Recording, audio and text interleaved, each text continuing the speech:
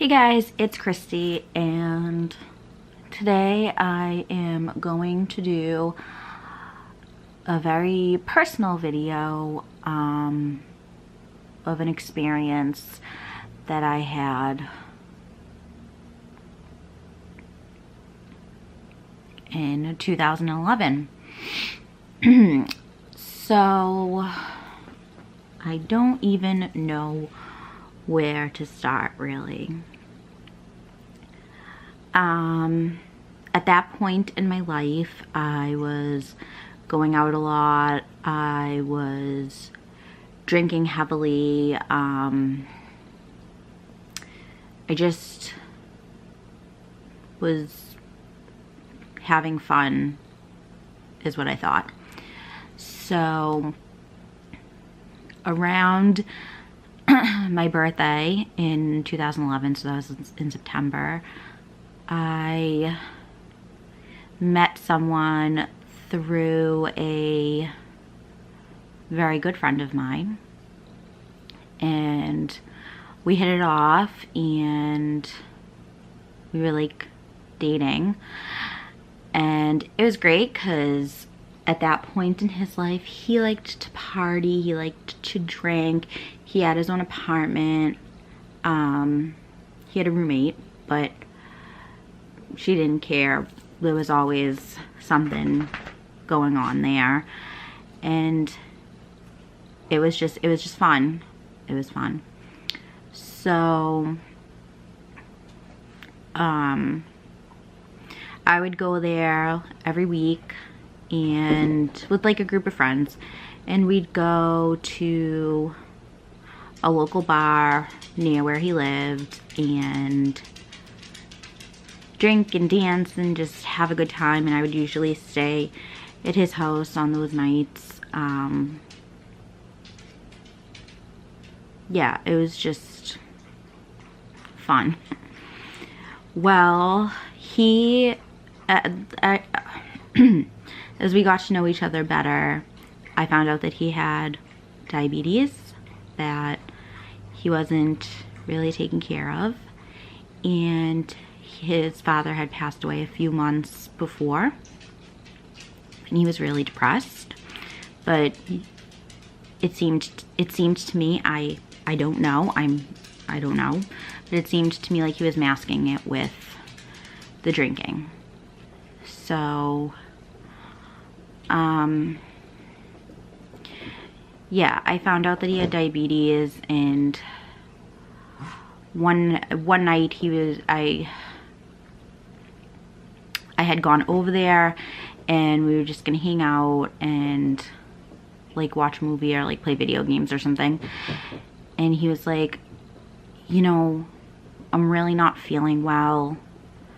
And I said, oh, well, you know, maybe you should go to the emergency room. And he was like, no, I'll be fine. But then a little while after that, he was like, yeah, I think we need to call 911 and I need to go to the emergency room. So we called 911. The time it's a little blurry for me. I don't remember if I was allowed to go in the ambulance or not. I don't remember, to be honest. But we got to the local hospital and I stayed there all night with him. Well, not with him, I was in the waiting room, and he, you know, was like getting checked out and stuff, and I was just like not thinking too much about it because he was not making a big deal about it. So he gets admitted to the hospital, and finally they're like, oh, you can visit him. So I go up and I see him, and he's like, I'm so sorry. It had something to do with his diabetes.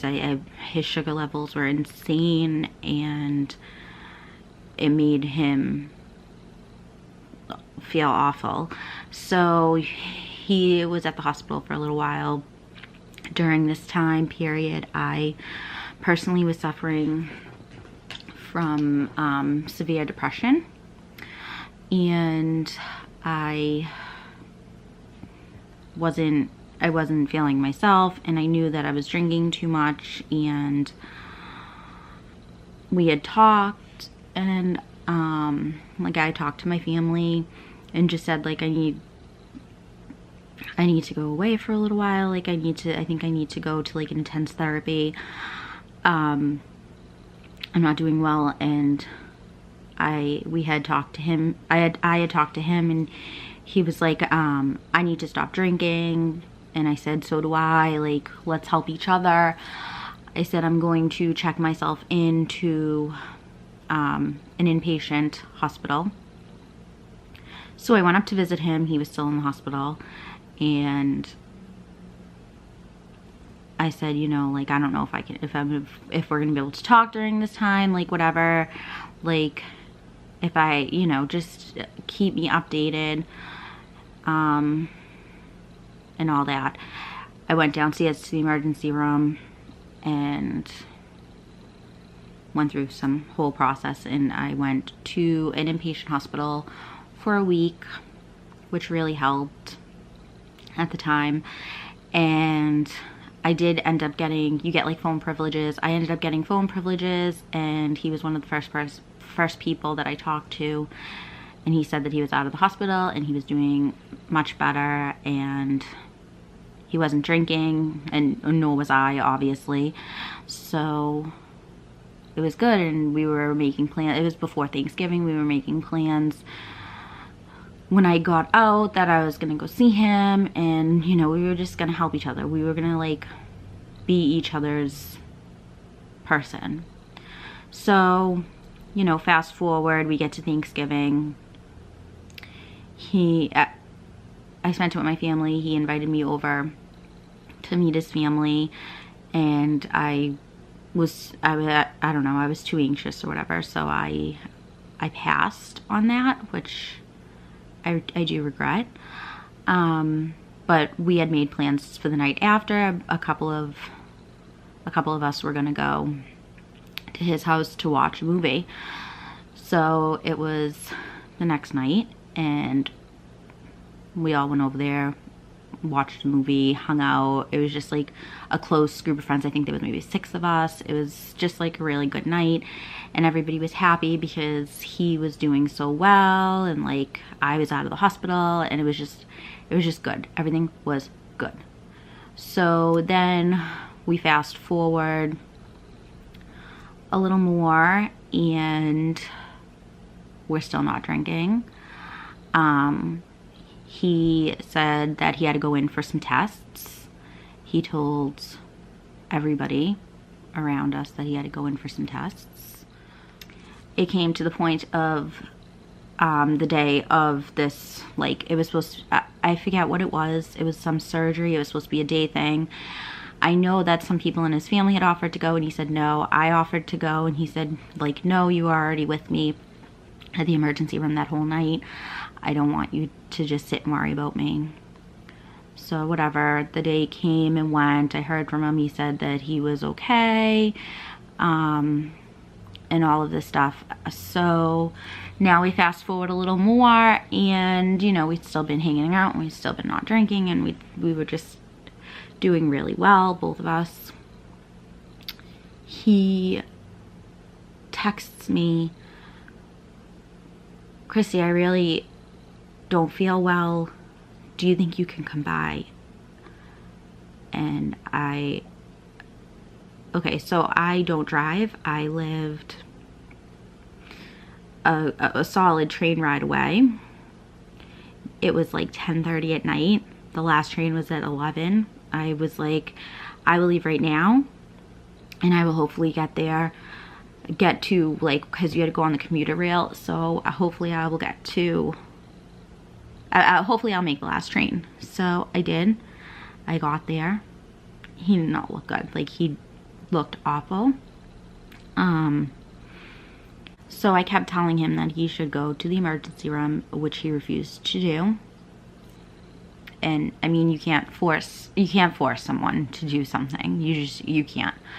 So he was up all night, and he was just like, oh, I remember remember he just kept asking me to make him tea. So I would get up and make him tea whenever he wanted. And again, it's still like a bit of a blur, but I just remember him kept asking for tea. And then he started this, now it's morning. He hadn't slept all night, nor had I. My friend, my very close friend who actually introduced us, was now his roommate. He had left for work. I believe his cousin was staying there too at the time. He had left for work. So it was the two of us. And I was making another thing of tea, and both of them were just like, hey, you know, let us know how he's feeling. Throughout the day, I said, of course. I said, I'm still going to try to get him to go to the emergency room, and they agreed that that was a good idea, and I tried really hard, but he didn't want to go. So we were just laying down trying to fall asleep because he didn't feel good and I was exhausted. And he started talking nonsense. I don't know. He was talking really weird, and I was just like, okay, this isn't good. This is really bad. So I'm like, okay, like, do you know where you are? And he's like, yeah, like, I'm at my house. I was like, do you know who I am? He's like, yeah, you're my Christy, blah, blah, blah. And then he just gasped for air, and I don't know, it looked like he was having a seizure. So I called 911, and they were, I was CPR certified at the time. Completely forgot how to do it in the moment, but they were talking me through it until the ambulance came. I remember just like freaking out, and I had his cousin's number, and I was just trying to get in touch with Chris's mom. And I couldn't get in touch with anybody, and I finally got in touch with him, and I just said, like, it's really bad. I don't know what's going on. Chris is at the hospital. So I called a taxi, and I went to the hospital and called my mom. And she left work, and she met me at the hospital. And when we got there, his cousin was there, and his mom was there, and I forget who else was there. I honestly don't remember. And I walked in, and his mom's just like, are you Christy?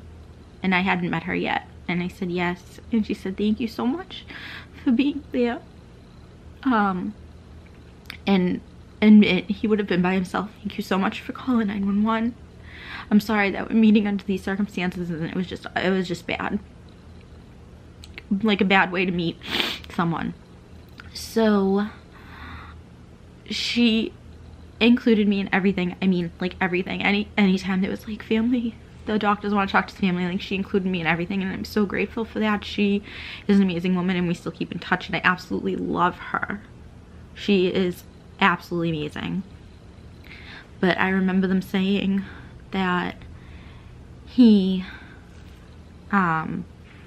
was in a coma, and they didn't know what the outlook was. So for the next week, every single day, I was up there with his family and his friends, and everybody was just praying for him and hoping that when he woke up, he was gonna take care of himself, because he wasn't taking care of himself. We came to find out that that surgery that he had said that he had, there wasn't any surgery. So he was living in this, I don't know what happens when you have diabetes and your sugar is so high, but he was living in this like alternate reality type of thing. I have no idea. But he didn't have any tests or anything done, and nobody knew. We all thought that he did. So, you know, worst week of my life. We all visited every single day, and we all just wanted him to wake up. But he didn't. The family was told that he had no brain activity and that he wasn't going to wake up. So they had to make the decision, and they did. And his organs were donated to so many people that lived because of him. And it was awful. It was definitely one of the worst weeks of my life, and everyone says, oh, you know, what doesn't kill you makes you stronger. Well, that made me not stronger for a long time. I ended up going into the hospital again, and, you know, months later, and all of this stuff, and turning my whole life around. I don't drink. I don't go out and party. I don't do any of that stuff anymore. And a lot of that is thanks to him, because that's just the road that, it was a bad road, and I'm really glad that I didn't go down it. A lot of people ask what my tattoo on my wrist is. It is actually his initials. It's upside down, CRS. And he made a huge impact on my life. I know that he was only in it for a short time. And I know that everybody that ever met him, whether it was his friends from forever to people who knew him a couple of months, he impacted everybody's life. He was just an amazing person. The life of the party. Happy. Nice. Sweet. Always wanted to see everybody having a good time. But yeah, that's that's my, I don't know, story, I guess.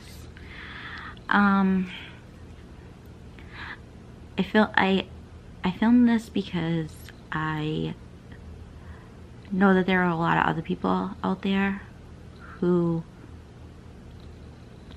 have dealt with or are dealing with the same or a similar situation. And it's hard, but I want you to know that you're not alone, and that you can make it through. Like, you can. Look at me. I'm here. And you can do it. Like, you're strong enough. There's not enough words that I can say to let you know that you aren't alone. And you'll never be alone. You'll always have me. My Twitter DMs are always open if you ever need to talk about anything. But